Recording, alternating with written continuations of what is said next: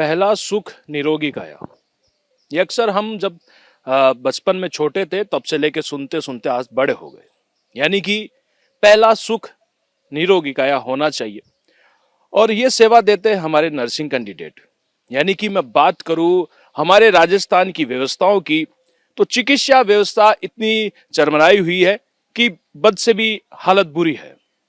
और उसी के बीच हम उम्मीद करें इस शब्द की कि पहला सुख निरोगी काया, तो क्या हमारे स्वास्थ्य अधिकारी जो हैं, वो हमारे स्वास्थ्य मंत्री जो हैं, वो हमें सही स्वास्थ्य प्रदान कर रहे हैं या नहीं? ये एक बड़ा सवाल है। उसी के बीच में मैं आपको यह भी दिखाना चाहता हूं कि उन सबको वो पूरा नहीं कर पा रहे, उसकी कमी कहीं ना कहीं में दिखाई पड़ रही है। हमारे साथ नर्सिंग के वो कैंडिडेट मौजूद हैं जो 2023 में एक गुना चयनित हुए थे। इनका धरना प्रदर्शन चलते आज 100 दिन हो चले, लेकिन अभी तक सरकार ने कोई सुध नहीं ली। मंत्री जी सुनने को तैयार नहीं है, सिर्फ हर एक बात पे टालने की प्रयास कर रहे हैं। यानी कि आप समझ सकते हैं कि चिकित्सा व्यवस्था किस लेवल पे है, और व्यवस्थाओं को छोड़ते हुए उन व्यवस्थाओं को बनाए रखने के लिए मंत्री जी किस तरह की व्यवस्थाएं बनाए रखे हैं राजस्थान में, ये आप खुद देख सकते हैं। मैं अजय कुमार शर्मा और आप देख रहे हैं एजुकेशन नगरी। और इन एक गुना चयनित अभ्यर्थी हैं, उनसे बातचीत करते हैं और क्यों इस तरह की हालत उन्हें उनके साथ बनी हुई है, क्या हालत है, क्यों। हमें इस धरने को 100 दिन से ऊपर समय हो गया है और हमें आश्वासन ही मिल रहा है अधिकारियों से कि आपकी फाइल सीएमओ में गई हुई है। और क्या नाम से मंत्री जी ने बोला, अधिकारियों ने बोला, principal secretary Gayatri Rathore madam से मिले थे हम, निर्देशक साहब राकेश जी से मिल रहे हैं।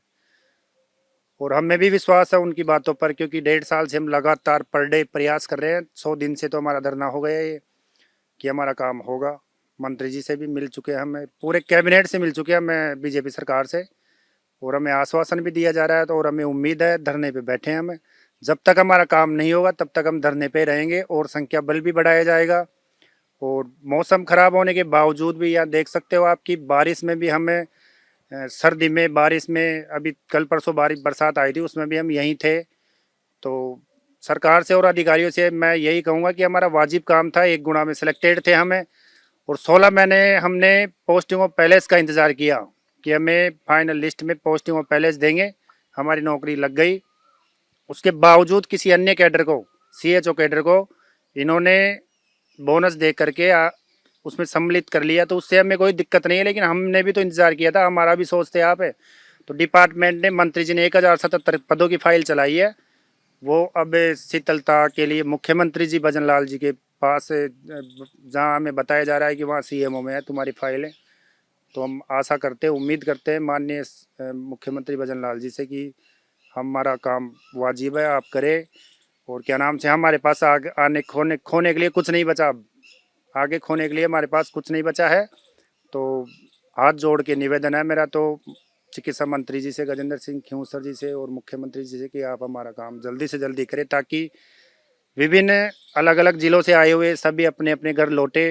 जैसे महिलाएं भी छोटे छोटे बच्चों को लेकर के यहीं हैं। और क्या नाम से कि बता नहीं सकते कितना दुख दर्द है, 1 रुपए के लिए हम मोहताज हो रहे हैं यहाँ पे। धरना, ये टेंट का किराया, खाना पीना, रहना जयपुर के अंदर, तो बहुत मुसीबत में है सर हम। अब से पहले कितने कैंडिडेट से आप मिल चुके हैं, कितने आपने उनसे निवेदन कर चुके हैं, लिखित में दे चुके हैं, किस किस से आपसे बात की अब तक?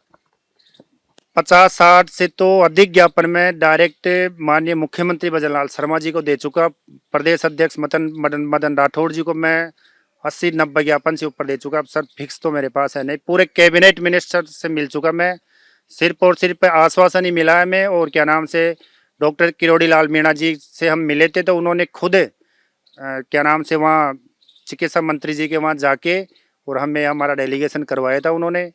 और मंत्री जी ने आश्वासन दिया था, पूर्ण वादा वचन दिया था हमें कि आपका काम हम जरूर करेंगे, कोशिश कर रहे हैं। तो फिर मंत्री जी ने फाइल भी भेजी थी हमारी सीएमओ में 2 बार, पिछले 1.5 साल से लगातार प्रयास कर रहे हैं हम।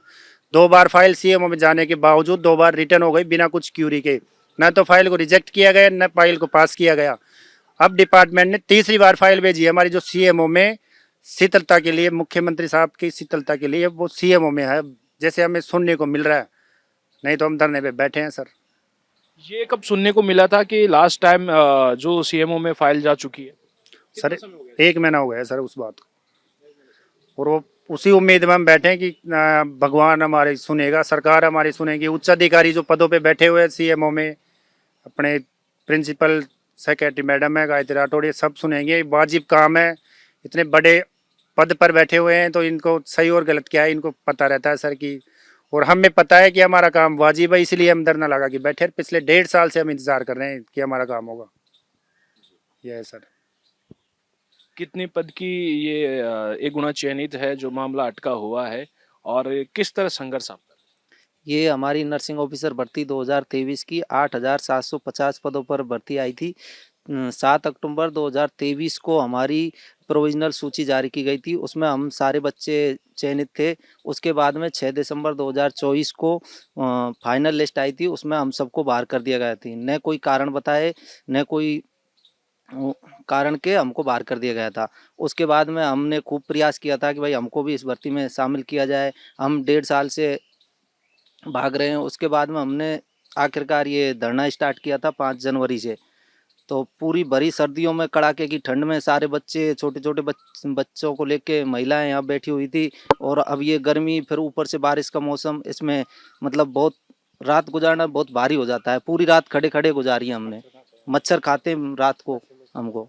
और फिर भी ये सरकार हमारी नहीं सुन रही है। अब बताते हैं फाइल सीएमओ में है, 1 महीने से ऊपर हो गया, ना उस पर कोई कार्रवाई की जा रही, ना कुछ। बगैर कार्रवाई के न कोई हमारे पास आश्वासन आ रहा है कि भाई आपका काम कर रहे हैं। तो तब तक ये हमारा काम नहीं होगा, तब तक हम धरने पे बैठे ही रहेंगे। अच्छा, आपको सीएमओ में आपकी फाइलें किसने बताया था? ये चिकित्सा मंत्री जी से अभी मिले थे हम 3 दिन पहले, तो उन्होंने भी बोला था कि आपकी फाइल हमने सीएमओ में भेजी हुई है, तब तक आपका कुछ वहाँ से होके कुछ आ नहीं जाता है, तब तक हम। गायत्री राठौड़ मैडम ने भी हमको बोला है कि आपकी फाइल सीएमओ में ही है।